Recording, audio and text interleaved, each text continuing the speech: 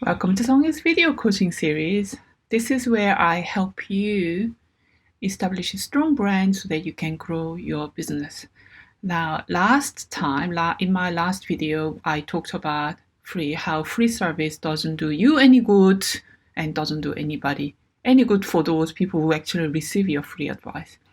Now, today, moving on from that free concept, I want to answer the perennial question, the question I always get asked, this. Songy, I don't know how to price my work.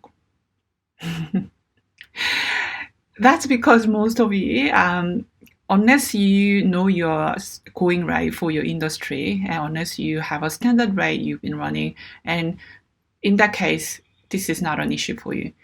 This really applies to those people who have been enjoying the kind of work they do, but without really having charged anybody, just because you love doing what you do.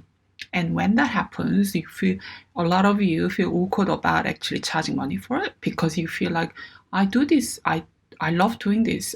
Is it worth any money? Of course it does, but let's move on from there because we talked about it last time. Free doesn't do you any good and doesn't do anybody who's receiving any good either.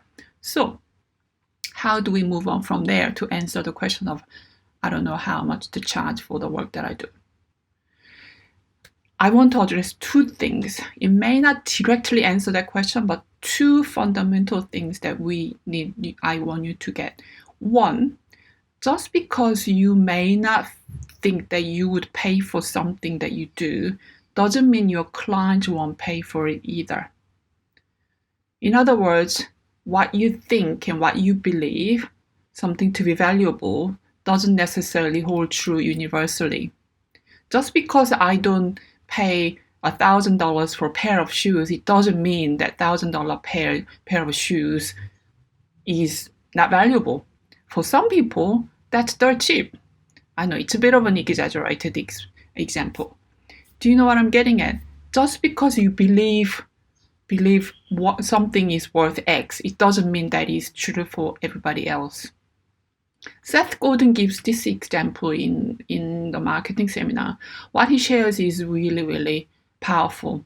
If you're a fundraiser and you live on a salary of, say, $60,000 annum, working for a nonprofit, and you are a fundraiser, and that means you'll be talking to people who have a philanthropic programs in the company, and you would be talking to CEOs or general managers or whatnot, and those people are donating money for non-profit organizations. Now, if you believe that, okay, who on earth would donate $1 million for a non-profit organization?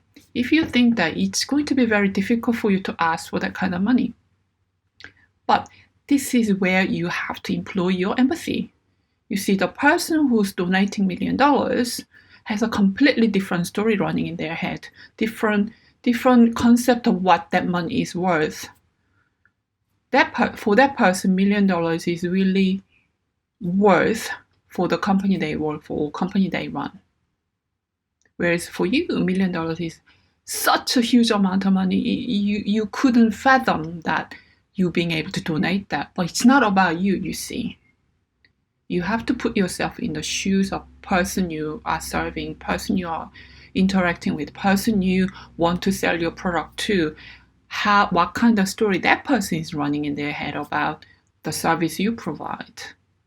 And that's why it helps to look at competitors, although I'm not a big fan of competitive analysis as such.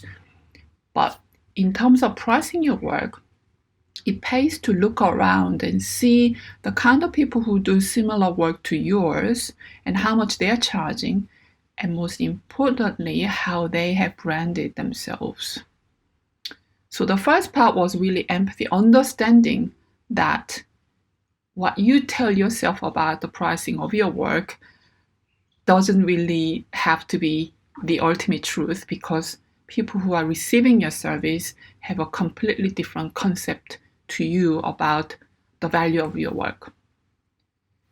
The second part that I want to address is this. Do you see how you are presenting yourself, how you have branded could match the new pricing that you are considering? If the answer is yes, that's great. Go forth, increase the rate or start charging money for the service you provide. If you do not see that the branding is matching, then there's a work to be done, isn't there? Definitely. Because imagine if you are thinking of, you have this grand idea that, yeah, my rate should be about 1,000 times more, or let's make it simple, 10 times more. But from where you are now, from 10 times more, the value that you think is more, does your brand match? Do you provide a kind of service that's matching 10 times more the price? Well, you may believe so, but is it perceived that way?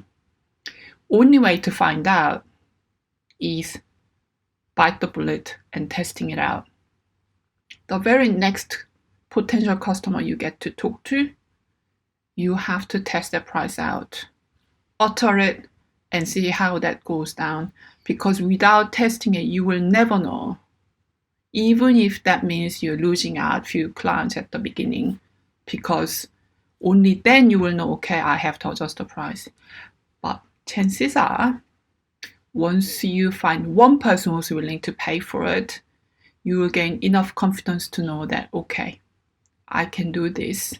And next time, the same awkwardness, ickiness that you feel whenever you have to talk about money to your potential client will continue, but it'll be less because your tolerance level increases, as I have experienced. So just to recap, two things. Remember that how you feel about your pricing, you should move away from how you feel towards those people you seek to serve, how they would feel. Pay attention to more of that than how you feel about your limited self-imposed limitation of, okay, because all of you tend to link your self-worth with the pricing, which is another topic entirely that I could talk about for hours. So the empathy, employing empathy towards those people you seek to serve, so that put yourself in their shoes and how much they are likely to pay for the kind of service you provide. Second thing is, okay, is the pricing matching your brand? Are you appearing too cheap? Then you can't really charge a lot, could you? Really simple stuff, but we have to chip at it bit by bit. Hope that was helpful to you, and I'll see you next week. Ciao.